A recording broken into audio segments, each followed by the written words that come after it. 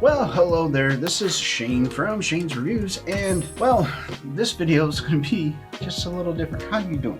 Look into my eyes, nothing but my eyes. Well, what we're going to be doing today, in a previous video, I had this grand idea where I was going to read The Shining and read Dr. Sleep, and then watch The Shining and watch Dr. Sleep, and then I was going to have a video where I talked about the movies, and so here it is. I hope that you guys and gals enjoy it. It's something a little different. Anyway, so here we go. Oh boy.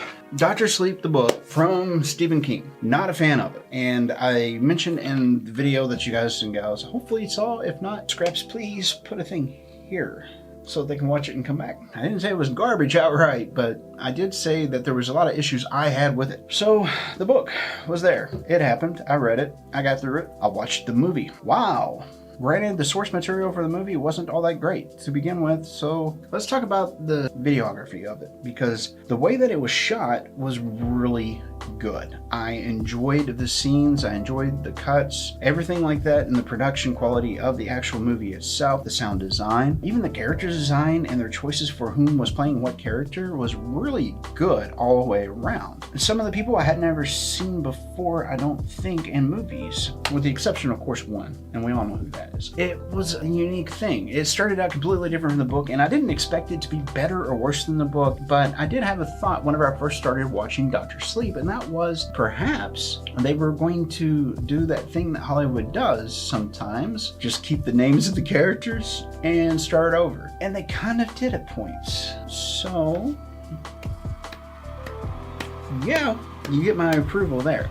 And the movie really variates from the book. Sometimes I was kind of questioning why they did what they did and when they did, because it wouldn't have took a whole lot of effort to keep some of the things that would have actually made the movie more coherent in there. But I also understand them ditching a lot of this stuff too. It made a lot of sense, and I'm not fussing about the length of the movie at all. In fact, I think it was a little bit long. Overall, if I hadn't actually read Dr. Sleep, whenever I watched Dr. Sleep, I don't think I would have had much different expectation from it, because The Shining was such a prolific and strong movie all the way around. The choice of the actors and actresses, the people, the tonality of the movie, the stylistic choices that they made with the colorations of particular scenes, even with the tracking in this way or this way, it was a very good movie for suspense. Dr. Sleep, the movie, on the other hand, not so much. It was more of a Hollywood these days movie. It doesn't have the same feel, the same grit that movies from 30 years back did. And I don't know if it's a time thing or what the deal is with it, but I enjoyed it for what it was. They rewrote the beginning scene and left out some very important parts. And the parts that they left out was that whenever Crow Daddy shows up to get young Miss Thing and take her back to his girlfriend slash whatever, her father is killed,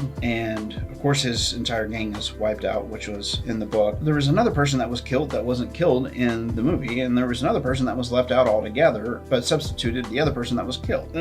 Yeah, also his buddy in the movie, which I think was actually his AA sponsor in the book, was just kind of like a sidekick. He wasn't that rough, tough, tumble guy that was in the book, so that was an interesting choice as well. So there's a lot of differences in between the book and the movie. The movie on itself, if I had no pre-knowledge, I would have thought about it completely differently. I would have compared it heavily to The Shining, even though I've read Dr. Sleep twice, regrettably so. There's still some confusion in my mind about the movie on what they were trying to accomplish. Now, the way that they wrapped it up, completely different from the book. I kind of enjoyed what they did in the movie more so than what I enjoyed in the book. And the reason why is because we know in that book that the whole thing with the boiler and it exploding and it burning the hotel down, that's knowledge, that's known, that's there, that wasn't ignored. But in the movie Dr. Sleep, the hotel is still there. So he goes into the hotel, but the hotel becomes a character in itself in the movie, which was good to see. So what do I think about this movie and The Shining and how they would intertwine with each other? It's still fairly a weak connection. I think it should have been not necessarily canon, but I think it should have been characters renamed and all that kind of thing. I really think that would have been the best solution for this altogether. It's plausible that Danny could have become an alcoholic. It's plausible, all these sorts of things. because the characters that were in the Shining movie and the characters that were in Dr. Sleep, they were loosely related as well. There was a whole lot of lackluster whenever it came to the actual story development and the story beats inside of the movie. I mean, don't get me wrong, it was beautiful to look at. There was a lot of graphical elements, CGI elements that made the movie sparkle, but you can only lean on that kind of stuff so much before you lose the actual content of what you're trying to say. What are you giving them to have them want more? That stuff just wasn't even there. So,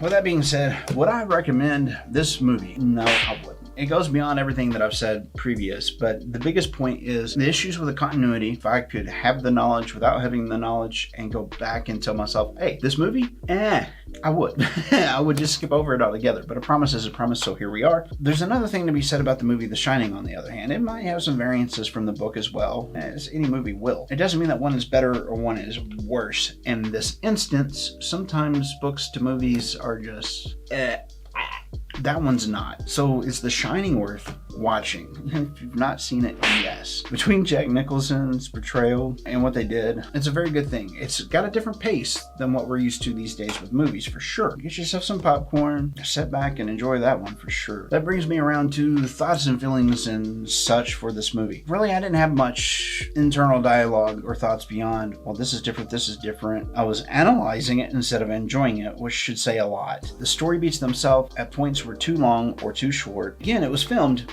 beautifully and they had good people in it. The source material and the people that rewrote it. So that was the issue there. I really wish I could get my time back. I'm glad that I didn't go to the movie theater to see it. What's your thoughts about it? Have you watched Dr. Sleep? Do you think I'm completely wrong in my opinion? Please tell me down there. I would love to know. And it's okay to say, Shane, no, that's not the way it was. You missed the point. Educate me. You know, it's good to have that conversation back and forth. Beyond that, if you've watched this, I know it's completely outside of our usual lane, but if you got through it, very, very cool. Much appreciated. Thank you so much. You know what to do. Like, share, subscribe. This is Shane from Shane's Reviews. I hope you enjoyed the video today. I'm not sure which one of these videos over here YouTube is going to recommend, but I'm sure it'll be one of these, and whichever one you pick. I hope to see you in the next video.